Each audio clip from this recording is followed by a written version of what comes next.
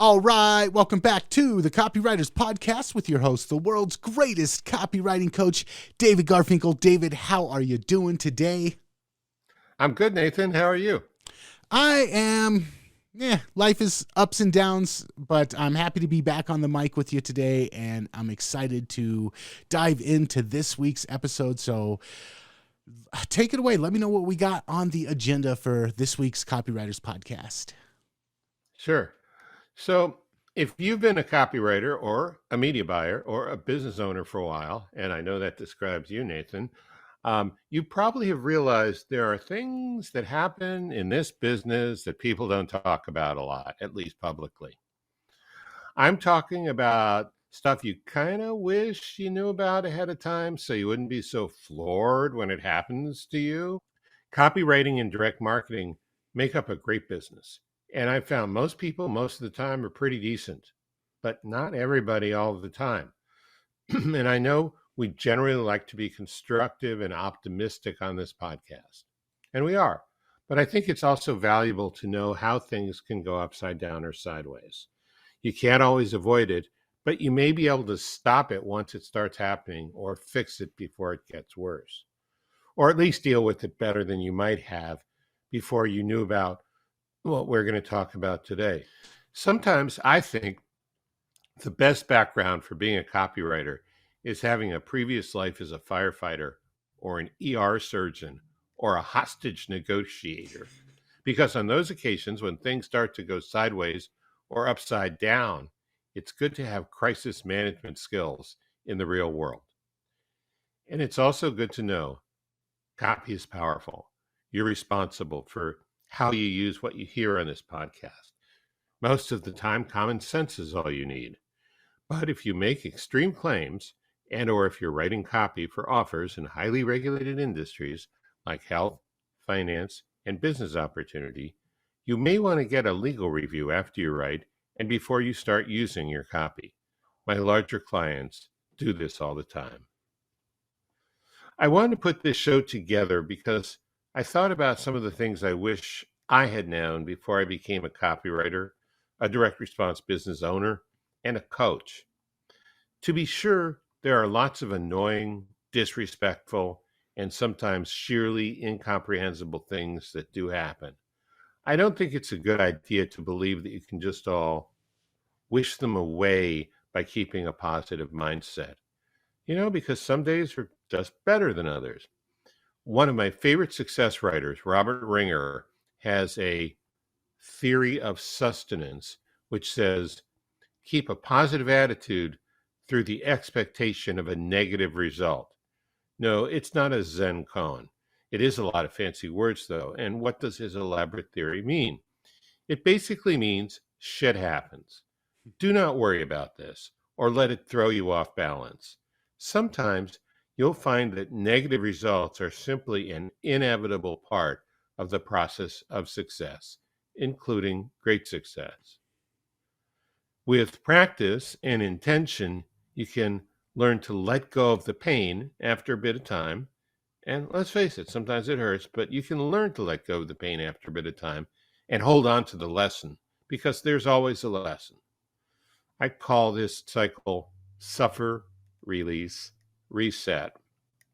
I figured we might as well talk about problems just to be prepared for them before they happen. Everything I'm going to talk about today has happened to me or to someone I know. This is not theory, but alas, it's not all the sunny side of the street either. Okay, with that cheerful introduction, let's get started. Most of what I'm going to talk about today is from the copywriter's point of view. That's what I know the most about. We'll talk about a few business owner problems too, because I am one and I've coached my share of business owners as well. Let's start with money. Before you start on a project, you probably have the work spelled out and the money you'll be paid for it defined. It's always a good idea to do that. Some copywriters have ironclad, multi-page contracts. I've worked on a handshake or a simple letter of agreement, and 95% of the time, things have more or less worked out as planned. But sometimes you agree on a fee and your client just decides not to pay you the full amount. even though they're happy with the work. The copy is converting. You have a couple legal options, which I won't get into since I'm not a lawyer and I've never gone that route myself. Sometimes I figure you need to take a loss and move on. Cost of doing business. Suffer. Release. Reset. Why do people stiff copywriters? Well, it takes a better amateur psychologist than I am to explain why, because I don't know. But when someone doesn't pay up, it tells me something important. And that is this: they're not a good person to do business with anymore. So I don't do business with them anymore. Simple as that. I have never been stiffed on a job. I have been in real life. I've had people borrow money from me and never pay me back. And so I don't borrow money nowadays. If I lend somebody money, I just lend it with the expectation it won't be paid back. But in the past, though, that was the easiest thing for me to do, was just to accept, okay, that was a loss and move on. No use crying over spilled milk. And life is a lot easier when you're not constantly making it more painful over things you don't have control over, like whether or not somebody is going to actually pay you back. Yeah, good point. I'm the same way with loans, because I'm not a lender or a bank or a mortgage broker or whatever. If I lend money, I figure maybe I'll get it back. It's gone. Yeah, so great. All right, now let's talk about royalties for copywriters. I've had a few royalty deals that worked and a few that didn't. Now, the big direct mail publishers are honest to a fault in paying their royalties, from everything I know. But some clients are not big direct mail publishers, and some people are deadbeats. They just don't pay their bills. I had one client I helped make over $1 million with an info product, a pretty good one too. I can only guess he wasn't all that good at managing his money, because one day out of the blue, he told me he wanted to pay me half my fee on the next project. Hmm. I didn't find that amusing, so I suggested he pay me twice my fee. I guess he didn't find that amusing either, and that was that. Suffer, release, reset. So here's a theory about when things like that happen. What we do as copywriters seems mystical and magical and miraculous when a client first starts working with us. As far as they can tell, we just throw a bunch of words together and the money starts rolling in. Suddenly, amazingly, and this is not everyone, but it has happened more than once, they decide that what we as copywriters do just isn't that hard or that valuable as they thought. Never mind that they still can't do it themselves, and they have no idea what we go through to create copy that converts. So they decide they should pay us less. To me, that's always a good time to find a new client. Now, before you decide that only people who hire copywriters are the problem, and again, what I'm going to describe does not happen most of the time, in my experience, let's look at it from the client side. Remember a few episodes ago when Rob Braddock came on? That was a great episode. And he told us of one of his clients who had been ghosted by a copywriter right before Rob got there. The previous copywriter took the money and vanished. Poof, gone. As you might remember, this opened up an opportunity for Rob that turned into a big win for himself and his client. But surely for the client, the ghosting by the other copywriter still stung. And without naming any names, I heard pretty reliable reports of a different freelancer I knew personally doing the same thing to a different client within the last year. So it does happen. And I certainly don't recommend it, but I also don't recommend, if you as a business owner, I don't recommend you be too shocked if it happens. Now, I'm not saying it's easy, it's fun, or that you should like it, but it happens occasionally. Let's get back to the copywriter perspective again. Payments can be fine, no problem there. But there can be another problem, and that's too many cooks in the kitchen. Meaning the client passes your copy around to the so-called marketing team and you get your copy with all kinds of comments on it, different colors for different word comments. And some of the comments directly contradict the other comments. You don't know whether to take any given comment as a suggestion or a direction. And there doesn't seem to be anyone who's truly in charge at your client's business who can tell you. Yes, this really happens. I was talking to one of my mentoring clients this week who told me it had happened to him with at least two clients. And, these weren't Johnny come latelys or, marginal businesses or dark web arm dealers. These were big, well-known legal direct marketing companies. So that's a problem that occurs with large organizations. Before I move on, Nathan, has this happened to you or anyone you know? Yeah, I call this copy by committee, and I've definitely run into it before, especially with larger organizations. And this is going to sound kind of absurd, but I had a client who is a household name, a business that if I named them on the podcast, everybody listening would know exactly who it was. And they actually had something called sensitivity readers, and they wanted my copy to be read by somebody who specifically read it to make sure that nobody would be offended by it and that no marginalized communities would feel attacked by it. And Well, it was whoa. I can understand the second part to a degree, but nobody would be offended by copy, especially your copy. yeah, and it was actually during the whole I don't know if you remember when the that exercise bike got under a bunch of fire for talking about how it would make women feel healthy and sexy again, and they were like, oh, this is a fat phobic exercise bike. It was right around that time that controversy was going on. And so this particular company was extra sensitive about it, and I won't work under those conditions anymore because I feel like a big part of converting copy is being willing to plant your flag on certain hills, being willing to say this is who we're for and this is who we're not for. And I'm not mean-spirited. I'm not somebody who likes to attack people, but I think it's important that in any communication, especially sales communication, it is important to be able to say, hey, this message is for these people and it's going to alienate some other people.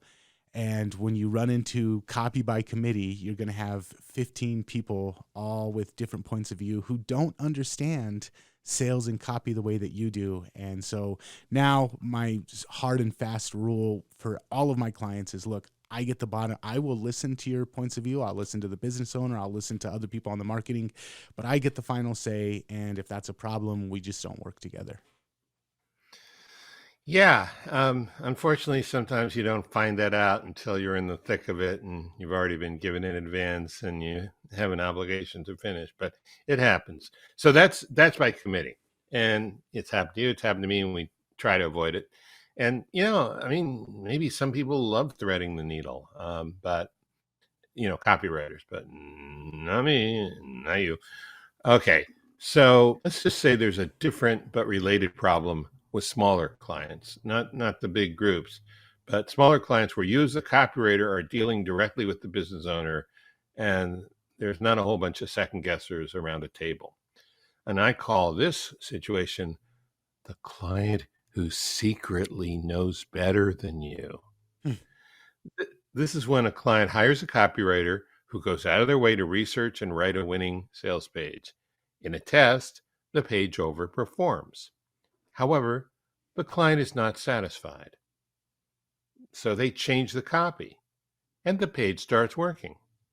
Then they blame the copywriter and want the copywriter to fix it. Crazy, right? Suffer, release, reset. Well, who said all clients are sane anyway, huh?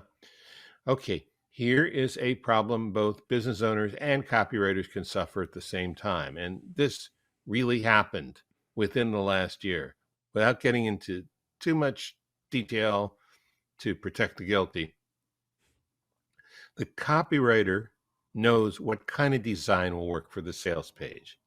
The designer who works for an agency completely ignores the copywriter's advice.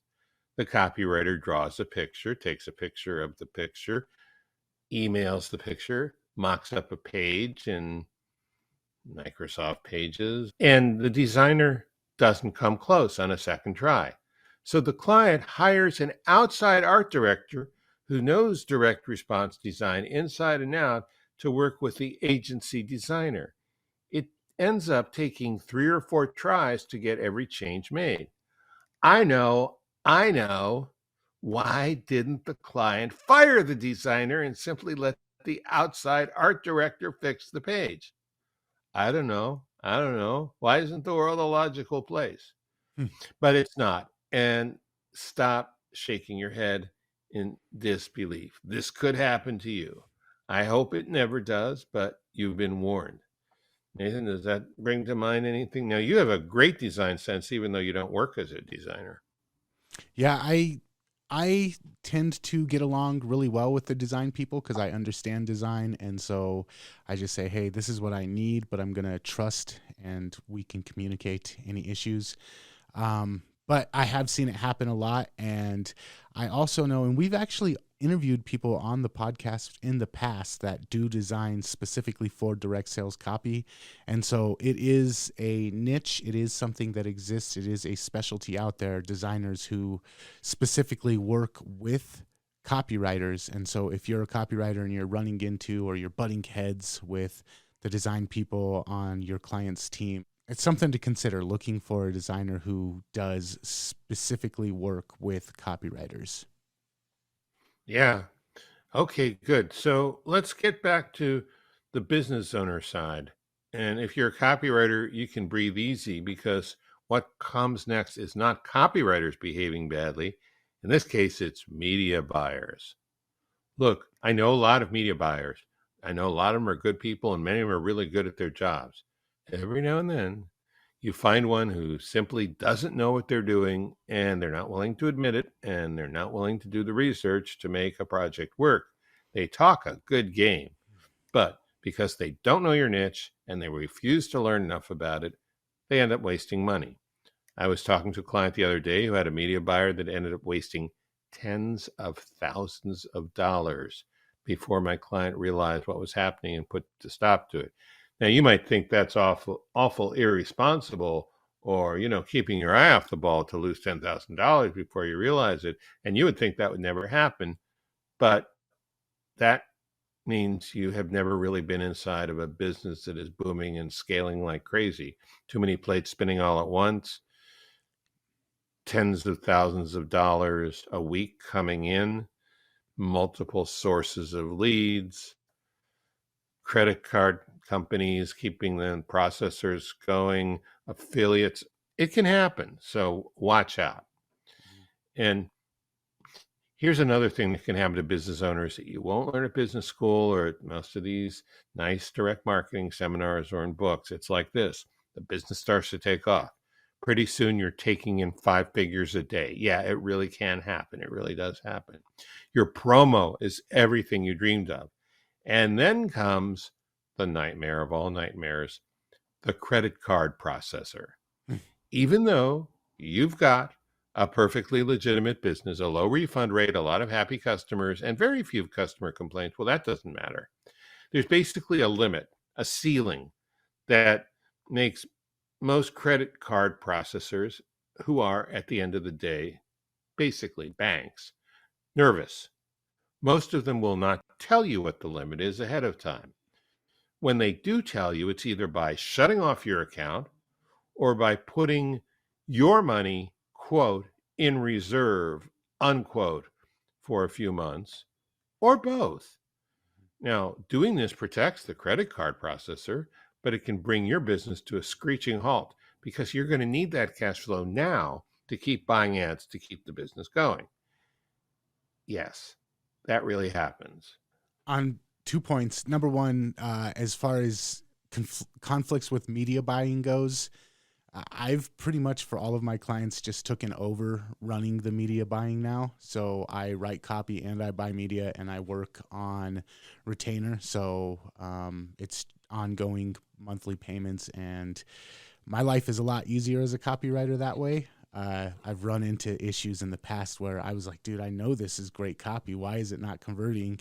And then I get in and I'm like, oh, it's because the the media buying was not on point. The list that they were targeting, the people that they were sending to the type of ads that I was developing or writing, it was just not good media buying. So personally, as a copywriter, that's a skill that I, in the last couple of years, have consciously decided to learn and take over for most of my clients. The other aspect, the payment processing, I've had only PayPal has done this to me, and maybe we shouldn't name PayPal, but I know that this is something a lot of people have dealt with. Oh, no, a lot of people are having problems with PayPal. I think it's okay to mention it. I've had PayPal lock up, it was less than $12,000, and they just said, no, we're not letting you have your money, and it took months before they unlocked it, and they didn't even give me a reason why. And I know friend of the show, Ben Settle, he's had payment processors. He recommends having 2 or 3 on backup just in case one goes down, especially if you're in the direct marketing niche. If you sell direct marketing, or if you sell some things like CBD or other things that are kind of frowned upon by credit card processors, you always run the risk. So I love Ben Settle's advice. Don't rely on just one credit card processor. Have a backup and then have a backup to your backup. Okay, yeah, that's good advice. And I did for a while. I had backup credit card processors. Luckily, never needed them, but they were there if I did. Let's get back to copywriters now. Just copywriters. You would think that working for a big publisher would wipe out all of your problems, but you'd be wrong. It has happened to a very good copywriter I know who had a copy chief who ghosted the copywriter. Suddenly, with no explanation, the copy chief just wouldn't return their calls, wouldn't respond to their emails. Nobody knew why. As you might guess, this copywriter, for whatever reason, realized they weren't welcome there anymore. So they went off to find another publisher where people return calls and emails. And as of today, all things are all well. And finally, this last one is both for copywriters and business owners. No matter how good you are, no matter how experienced you are, you just don't know what's going to work. You might have a tremendous offer and be totally dialed into your market. You might know the avatar like the back of your hand. Finally, out of desperation, you try something crazy, totally compliant, but also totally nuts. And suddenly you have a roaring success on your hands. You have no idea why what wasn't working before is now making money hand over fist. But it is, so you thank your lucky stars. That happens. Mm-hmm. And so here's the big overall question. What do you do when the shit hits the fan? And there's no one size fits all answer. Sometimes you have to figure it out as you go along. When you run into a problem, start trying different things. One thing doesn't work, try something else. Throw spaghetti against the wall until you find something that sticks. If you need to freak out, freak out. But then get over it as soon as you reasonably can and start trying to fix the problem. Suffer, release, reset. And this is where personal connections really help. If you have a network of trusted people who've already been there and had that happen to them, reach out. And it's better to do this one-on-one most of the time. Social media posts about these kind of problems can be awkward at best and harmful to you at worst. Of course, you can hire a coach like me who's been there. I've helped people through every problem we've talked about today, and I've been through quite a few of them personally. Sometimes I know the answer, but when I don't, I can find someone who does and connect them up with my clients. Another solution is to join a mastermind, which includes people who are more skilled and experienced at one aspect of business than you are. It needs to be more than a kumbaya support group. It needs to include people who know things that you don't, even if you know things in some areas that no one else in the group does. And here's the hard part, the most important lesson from everything we've talked about today. Don't spend weeks or months planning for everything that could possibly ever go wrong and how to prevent it. You want to game out some possible problems and solutions, but you'll never be able to predict everything. Life, and especially business, just don't work that way. Instead, accept from time to time, you're going to lose. Yep, you'll fail. I've heard it said that the most successful people are usually the people who have failed more than anyone else. It's not a slam dunk that that's true, but there's a lot of wisdom in that. The last thing I want to say about this is learn to limit your downside risk and maximize your gains. As you get more experience, you'll get wiser. If you reflect on what happened and figure out what went wrong and what to do differently. And so as you get more experience, you'll get wiser, and your batting average will slowly but surely get better and better.